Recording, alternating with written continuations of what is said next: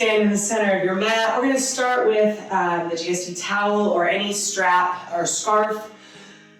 We're going to start with just a little bit of breathing. You're going to inhale and exhale, roll your shoulders. I bend my knees and I'm going to kind of start this undulation process. We just want to start feeding motion to the spine. Inhale and exhale. Inhale, roll, stack your back, pull it through. Inhale and exhale, roll, pull it through. Close your eyes and with each breath, travel with that breath through the body. Inhale and exhale, roll. Find that kind of tidal wave feeling of the air and the tissues as you contract your first and third quartile, organizing fluid motion through the tissues, through the joints. We'll do 4 more. Each time you stretch, roll, bend, sequence through the spine, hips, and ankles. Inhale and exhale. In through your nose and out through your mouth. Resist the air coming out to really engage into your lungs and rib cage. And exhale, press. Stay over, shake and nod your head. We're going to go and stretch the low back. We're going to bounce the knees. 1, 2, let your arms hang. 3, fold in the ankle. Feel your metatarsals spread onto the floor. Squeeze your knees through each other, which will cause the low back and the SI joint to open. Wider in the hips, dropping your chest.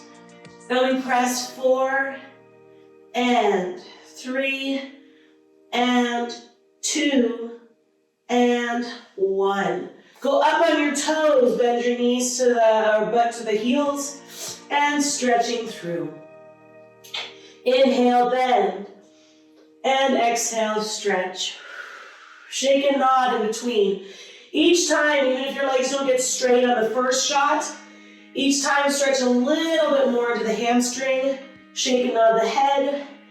Inhale, and exhale, pull.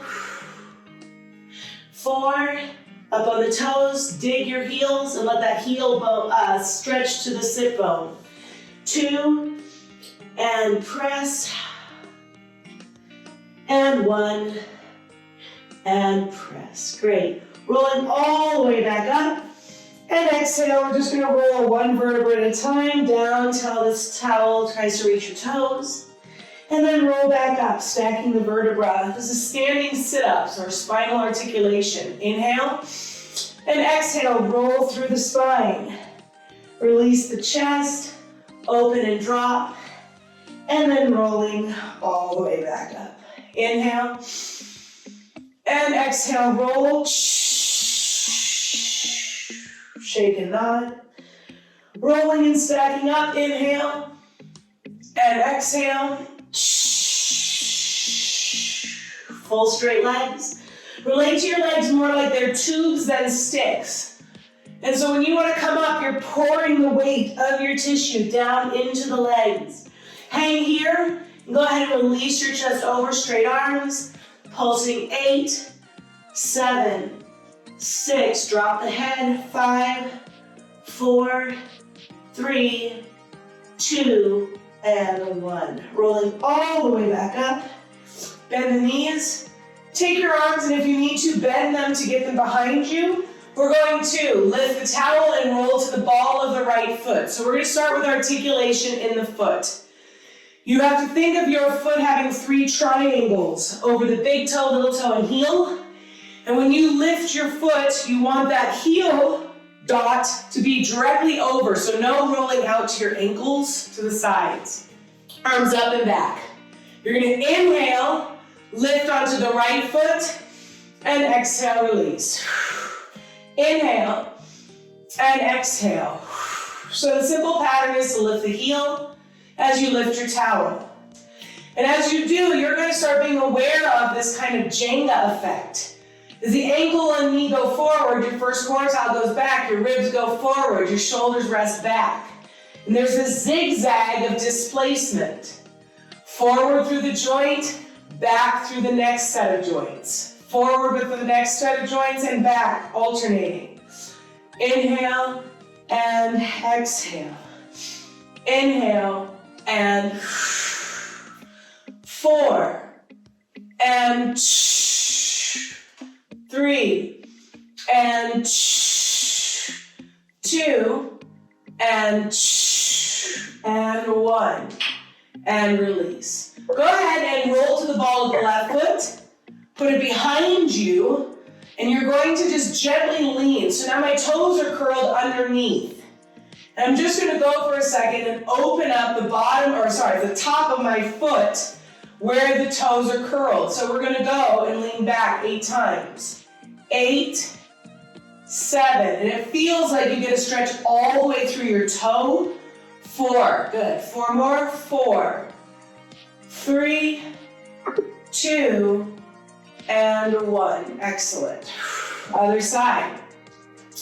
Take your right foot back or the opposite leg, and we're just going to rock back. 8.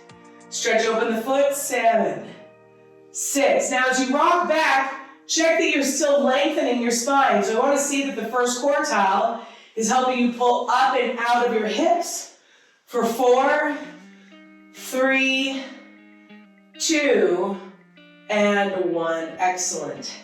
Inhale, bring the arms up, and let's roll one more time, all the way forward. 8 little pulses, still trying to get the hamstring to open.